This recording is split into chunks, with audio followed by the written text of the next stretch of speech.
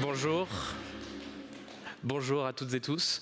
Je suis l'autre personne de Data for Good après Lou qui est passé tout à l'heure. Et on a parlé tout à l'heure d'un exemple sur les bateaux de pêche et la pêche illégale. Je vais vous parler d'un deuxième projet qu'on incube dans notre ONG qui s'appelle Pioneer, qui travaille sur les feux de forêt, qui fait une belle continuité avec le sujet d'avant. Les feux de forêt, c'est aujourd'hui 10% des émissions de gaz à effet de serre dans le monde.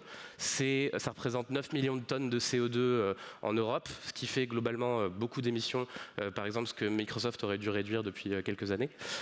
Le problème, c'est que ça s'aggrave. Ces émissions-là, les feux de forêt, c'est quelque chose qui, avec le changement climatique, s'aggrave parce que, tout simplement, il y a de la sécheresse en plus.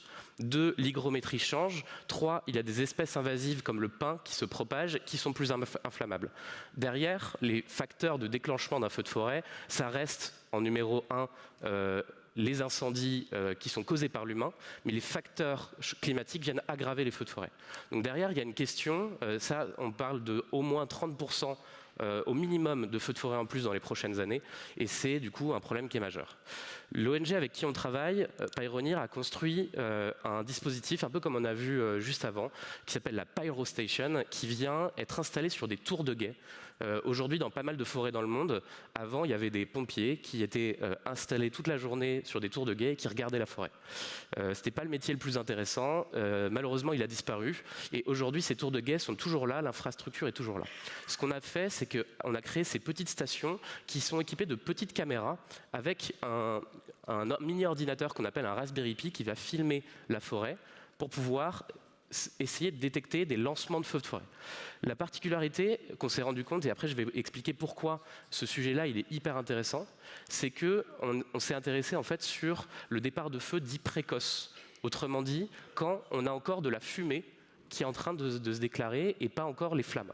Pourquoi ça c'est très important? C'est parce que en fait, quand il y a encore de la fumée, c'est que c'est pas trop tard, tout simplement. Les pompiers peuvent encore intervenir et c'est pas en train de se propager de façon trop majeure.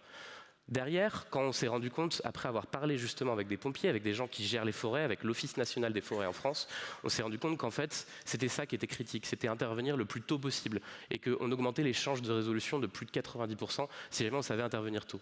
Le problème, c'est que les imageries satellites, par exemple, qui peuvent être une solution à plein de sujets, sont pas assez précises pour pouvoir détecter la fumée. Et donc on s'est rendu compte que c'était la seule solution, c'était d'installer ces caméras-là pour avoir une vision qui est un peu plus proche. De l'autre côté, ça a causé d'autres problèmes dans le design de cette solution. C'est qu'en fait, quand on fait ça, comme on n'a pas la vue du dessus, en fait, on ne sait pas exactement où est le feu de forêt. Et donc, il y a énormément d'algorithmes de retraitement par au-dessus, une fois qu'on sait détecter ça, pour estimer la profondeur, estimer la localisation et transposer la vision pour essayer de placer un point sur une carte pour dire aux pompiers, il faut aller là. Aujourd'hui, ce système-là que vous voyez, il est en production dans plusieurs forêts en France, notamment en Ardèche depuis un moment. Et il vient, alors même si la plateforme n'est pas la plus jolie du monde, mais quand on détecte un feu de forêt, il vient faire une alerte directement en caserne de pompiers, permettant aux pompiers d'intervenir. Donc ça, c'est assez génial parce que ce qu'on a appris, nous, avec ce projet-là, c'est, je pense, les fondamentaux de ce qu'on doit faire quand on pense à un sujet IA for positive impact, comme on voit aujourd'hui.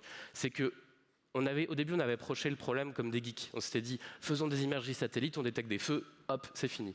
On s'est vite rendu compte qu'en fait, on n'arriverait jamais à rien construire sans, 1, parler aux pompiers, 2, penser le déploiement de la solution et la maintenance dans le temps. Donc en fait, on a complètement changé le système de détection, l'algorithme. On s'est posé des questions tout de suite de comment on va mettre ça sur le terrain, quel partenariat on va dresser avec quelle collectivité, avec quelle ville, avec quelle forêt. Et en fait, le projet est devenu plus du tout un projet technologique, mais un projet vraiment qui va changer les choses. Et ça, c'est vraiment, je vous invite à lire un papier de recherche qui s'appelle AI for Whom, très simple, qui va raconter toute l'histoire de ces projets-là qui effectivement ont une chance d'aboutir parce qu'ils ont pensé à tous ces problèmes-là. Donc aujourd'hui, c'est en production, je disais, en France, au Chili. On est en train de déployer ça dans d'autres forêts. Si jamais vous êtes par hasard propriétaire d'une forêt, gestionnaire, ça nous intéresse. En tout cas, tous les modèles, les caméras, tout est open source pour que ça soit réplicable, réutilisable. Et ça, c'est un autre aspect qui est extrêmement important quand on fait de l'IA for good, c'est de faire en sorte que ça soit réplicable et libre.